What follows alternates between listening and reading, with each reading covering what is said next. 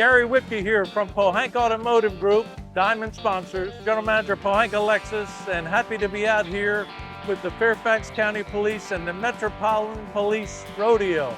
This is an awesome event. As you can see, looking around, the people are out here in droves, and we're just showing support for our true heroes, the guys who put their lives on the line for us. Thank you.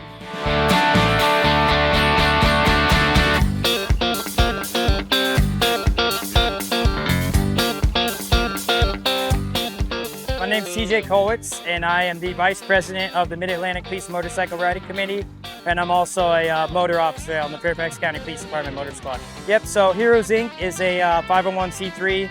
They deal with families that are involved in a traumatic incident, line of duty death, and will actually send their kids to college, and also take care of all their debt and expenses following, a critical incident.